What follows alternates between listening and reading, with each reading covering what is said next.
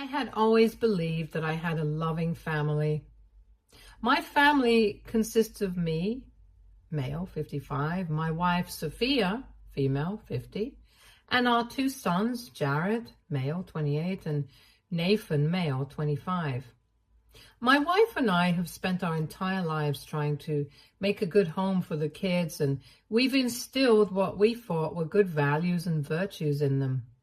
I can't help but wonder if maybe our parenting is somehow at fault for what happened, because it is so heartbreaking and cruel that it has torn the entire family apart. Jared and Nathan always had a loving relationship. I'm not saying it was always rosy, but it was like any other sibling relationship. They had their share of secrets and competition, memories. They were rock solid. At least that's what Sophia and I thought. Nathan did show streaks of jealousy towards Jared, but I chalked it up to normal sibling behavior. My wife agreed with me, and it was never serious enough for us to consider in the first place. Simple things like when Jared got selected for his school football team. Nathan was happy, but glum for a few days because he felt inadequate. Sophia and I sat him down and told him that he couldn't be expected to have the skills of his brother because his brother would always be older than him. He understood what we were saying, and it wasn't as though he was vicious or malicious about any of this. And it wasn't always my younger one being jealous of the older one. There were quite a few times when it happened the other way around. For instance, Jared never had very good social skills when it came to girls. He was a shy and nervous boy in that regard, whereas Nathan was more outspoken. He always had more luck with girls compared to Jared, and Jared used to feel upset and left out. Then my wife and I would go and counsel him. What I'm trying to say is that we were by no means a perfect family, but we were what I would consider a normal family. We were happy together. We had our share of fights and bad days, but we patched up, and most importantly, we supported each other through thick and thin. When Jared left for college, he had a drastic personality change. He became more extroverted, partied, went to clubs, and was finally breaking out of his shell. Sophia and I were surprised at the change, but we were very happy for him. It was in college that he met his now ex-girlfriend, Haley. She was 2 years younger than him, and he was apparently smitten by her when he first saw her. I don't know about the private details of his relationship, but I do know that he introduced her to the family at around the 2-year mark when he was 22 and Haley was 20. She was a warm and kind girl, and both Sophia and I liked her. She and Jared looked good together, and we could sense that he was very happy with her. Later that day, Jared came to me and confessed that she was the love of his life, and he was sure that she was the one he was going to marry. I told him that I was happy for him, and I also told him that I liked Haley. However, my advice to him as a father was not to take things too fast and to wait a little before proposing. I told him that both of them were young, and as they would grow, their beliefs and outlooks might change. So it was important for him to be completely sure that both of them were compatible in the long term, and not just in love. We met Haley a couple more times over the next year and a half. Now, during this time, Nathan was not at home. Both my sons had gone to college in other states by then. Nathan couldn't make it at that point, and therefore he did not meet Haley. A year and a half later, Jared and Haley started having problems. He wouldn't share it with us, but he just stopped bringing her over and looked tense all the time. Whenever we asked him what the matter was, he would just say that they were going through a rough spot. He didn't say anything else, and my wife and I knew not to push him into sharing things he was not comfortable with. A few months later, we found out that Jared and Haley had broken up. He was inconsolable for a while, and Sophia and I made regular trips to see him and help him deal with his heartbreak. She was his first ever girlfriend, and it hurt like hell for him to get over the relationship. We kept asking him what the reason was for the breakup, but he never told us anything. Their relationship lasted a little over 4 years, and it took him another year or more to get over her completely. He is now dating a woman named Mariam, female, 26, and he seems happy and at ease with her. So Sophia and I are happy and relieved. Nathan, on the other hand, had a series of relationships and flings. He was never serious or stable enough to reach the level of commitment where he would actually introduce us to somebody. We let him be because he was an adult and we assumed that he knew what he was doing. What slipped our attention, however, was that Jared was trying to avoid spending time with Nathan since his breakup with Haley. It never struck us initially, and we chalked it up to coincidence, but in retrospect, I understand what was happening. Jared avoided attending family functions and didn't come home as much. He had been an introvert and did not particularly like these gatherings, so we never pressured him. He stopped coming home and used to send us tickets and have us fly to his place. This kept going on, and both Sophia and I didn't even realize that something was seriously very wrong with our son.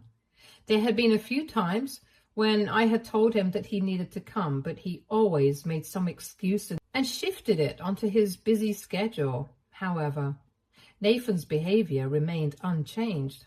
He came home regularly, and nothing he said or did made us think that things were tense between him and Jared. Things came to light only a few days ago when Nathan broke some news to us. He had told us that he wanted to introduce us to someone, and he was hoping that Sophia and I would be accepting of it. Both of us were quite excited because this was the first time he was introducing us to his girlfriend. We were looking forward to meeting her, but when I saw who she was, it felt as though somebody had ripped out my vocal cords. I was at a complete loss for words. He came home with none other than Haley and dropped the bomb on us that Haley and he were getting married and that it was her that he wanted to introduce to us. Sophia and I were speechless, and I kept staring at both of them for at least a couple of minutes. Part of me thought that he was joking and that it was some big prank on us. But I knew from the look on his face that he was being dead serious.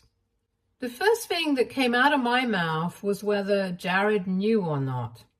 Haley looked very uncomfortable, and Nathan said that Jared had known this for a long time now and was okay with it. Now, I know my sons very well, and I knew there was no way at all that Jared would be okay with this. I told Nathan to stop lying and that I did not believe what he was saying. He lost his temper on us and started accusing us of favoritism and not being happy for him. He said that when Haley and Jared were a thing, both Sophia and I couldn't stop fawning over her, and now we can't look her straight in the eye, even though she is the same person. He said that he was expecting us to congratulate him, and we weren't even accepting of his relationship, let alone supportive. He told us that we had double standards for accepting Jared's relationship, but having such an extreme reaction to his relationship. I told him that what he was doing was unpardonable, and, quite frankly, no less than a sin in my eyes. I wanted Sophia to back me up, but when I looked back, she wasn't there. 5 minutes later, she came downstairs with all of Nathan's important documents, and she threw them in his face, telling him to never show his face to her again. He said that he had come to invite us to his wedding, but we didn't deserve an invite. I said that attending such a wedding would be one of the worst nightmares of my life, so I was glad he was rescinding his invite. For we wouldn't have attended anyway. He stormed out with Haley and Sophia, and I just stared behind him in disbelief. By the time I could process whatever had happened, Sophia had already called up Jared. She asked him if he knew, and he said that Haley had cheated on him with Nathan, which is why they had broken up. He said that initially he hadn't known that she had cheated with Nathan, just that she had been cheating with someone. Jared said that they had tried to move past that, but it kept haunting him, and he realized that he did not want to live like this for the rest of his life. He begged her to tell him who the affair partner was, but she kept blatantly refusing to reveal his identity. All this stress had taken a toll on Jared, and he then decided to break things off with her. 2 months into their breakup, she was already in a relationship with Nathan, and that was when he knew that his own brother was the one his girlfriend had cheated on him with. I asked him if he ever spoke to Nathan about this, and he said that he had. I asked him why he did that and said that Haley was ultimately not family and he could expect her to pull off something like this, but never Nathan. Nathan's only reply to him was that we all do shitty things when we are in love, and that was the last time the two brothers had spoken to each other. I asked Jared why he never confided in us, and he said that he did not want us to think poorly of him, and this was his personal issue with him. And he felt that getting us involved would not have been the correct thing to do. Listening to him, having to be the bigger person, even though he was the one who had been wronged, completely broke me from the inside. I had tears in my eyes and apologized for not being a good father to him and for not questioning the distance between him and Nathan all these years. It has been 3 days since Nathan and Haley visited us, and both Sophia and I are in shock. We had decided that we would not be attending the wedding. I had told her that personally did not want anything to do with Nathan and Haley, and they were dead to me for all I care. Jared, on the other hand, told us not to ruin our relationship with Nathan over this. But for both Sophia and me, this is the right thing to do. I got a call from my parents yesterday. They live down south, and while we don't meet that much, we are close. When my kids were born, they set up funds for both of them, and this was supposed to be for their college. I was a little hurt by that because I felt that as a father, it was my duty to prepare and save for them, and I made funds for them too. In the end, the boys ended up getting partial scholarships and used my funds. So both of them have the funds set up by my parents intact. My father had told both of them on their 21st birthday that this money was for them to use as they deemed fit. And he would not have any conditions on how they should spend it. Well, apparently Nathan was planning to use this money to finance his wedding with Haley. My dad called me up to give me a stern talking to regarding our attendance at the wedding.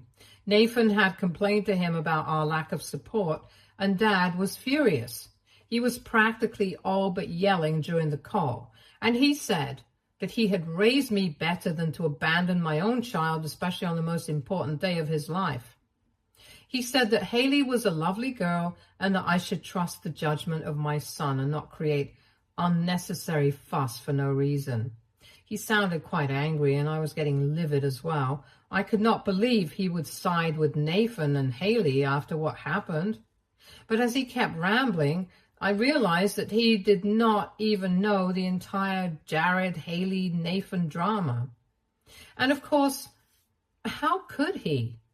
Jared had not told anyone in the family, and Nathan was not the kind to be candid and upfront about the entire situation. I put the phone on mute and asked Sophia if we should tell him what the reality was or just let it be. Sophia said that he needed to know, or else everyone would be maligning us and Jared for not standing by family when he was the one who was completely in the wrong. When Dad was done with his tirade, I told him that I needed to tell him something, and he had to be willing to listen to me with an open mind. I then told him about how Jared and Haley met, how he had met Haley as Jared's girlfriend and Nathan was not there. Then about the troubles that they were facing in the relationship, and finally about the breakup. We also told him what Jared had told us once we asked him what was happening with the entire Nathan and Haley engagement. We told him every bit of detail that we knew. At first, he didn't believe us and accused us of playing favorites and cooking up a story to save ourselves. He asked us to prove this entire theory to us. Sophia took out her phone and said that she was sure that she had a photograph from one of our meetings. She found it and sent it to Dad. He didn't say anything, just sighed deeply into the phone and told us he would get back to us. Early this morning, Sophia got a call from Dad, and she relayed their entire conversation to me, and things are not looking good for him. After I spoke to Dad yesterday, he gave Nathan and Haley a call and asked them if what we were saying was true. Nathan tried to defend himself and lie, but Dad called out his bluff. He then said that Nathan could not be receiving a single penny from the fund that had been set up for him. Nathan started crying on the phone, begging his grandfather to reconsider, but he was firm. He said that he would not be paying for a marriage based on betrayal of the family. Nathan then lost his temper and told Dad that on his 21st birthday, Dad had told him that he was free to use the money however he wanted. And this was how he wanted to use his money. He said that it was completely unfair that he was not getting the money despite being promised the same 4 years ago. He tried to gaslight my father into handing over the funds, saying things like he wasn't a man of his word if he didn't give him the money as he wished, and that it was his right to have the money.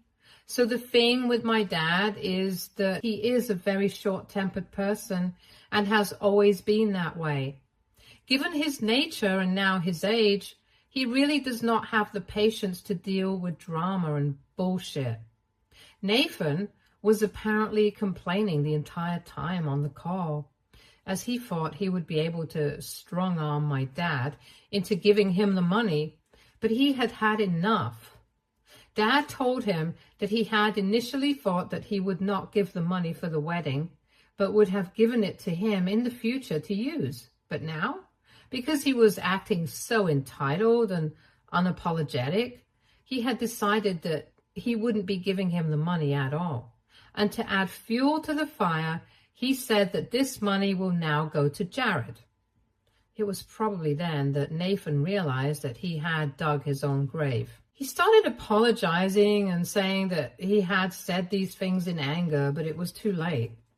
Dad did not relent, and I know that Nathan will never see a single penny of that fund in his life. Dad had basically called up Sophia to inform her of the recent developments and thanked us for telling him the truth. He said that had he given that money to Nathan and been even indirectly responsible for funding the wedding, the guilt would have eaten him alive. He also told us that he was planning to make the roots of their entire relationship public within the family so that Nathan and Haley's real faces are shown to the world. Sophia was a little worried about the proposition because she felt that Jared might not agree to it. She said he had moved on, and dragging him into this filth and muck again would do more harm than good for him. Dad, however, said that he had already spoken to Jared, and Jared said that he was okay with the family knowing and to do what he thought best. Dad is adamant that he's going to blow this up, and he said he just wanted to ask us if we had any objections to it. Sophia said that she was okay with whatever he wanted to do, as Nathan was dead to us. She said that she would, however, talk to me and let him know what I had to say on the matter. I told her that I was more than happy with what Dad had decided to do. I know that this might come across as petty, but cheating is something that has always repulsed me. To know that my own son was involved in an affair and that too with the girlfriend of his brother, just made me lose all respect and love for Nathan. I can't help but feel that maybe there was something wrong with the way we brought him up for him to turn out like this. I wish this never happened, but I know at this point in time my priority should be to take an unequivocal stand for Jared and not worry about the family reputation. The worst that can happen is that people will judge Nathan for what he has done. And in my opinion, he should be judged and ostracized. His actions are unforgivable, and no amount of redemption can save him. I know this is all going to turn into a huge drama involving the entire family, and I'm scared about the repercussions of it on Jared. But if he is okay with it, I am no one to say no. I would give anything to not be in this situation anymore. But I am helpless, and this is what it is now. Update 1.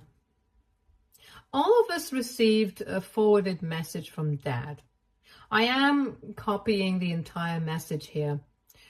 I have always loved my grandkids and tried my best not to be biased. I am not saying that I have been a hands-on grandfather, but Judith and I have always tried to love and care for them to the best of our abilities.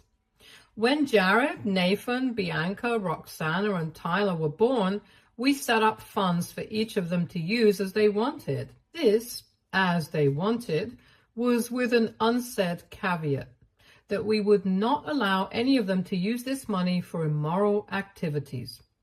I wanted to give this money to Nathan for his wedding with Haley, who seemed like a very sweet girl when Judith and I met her.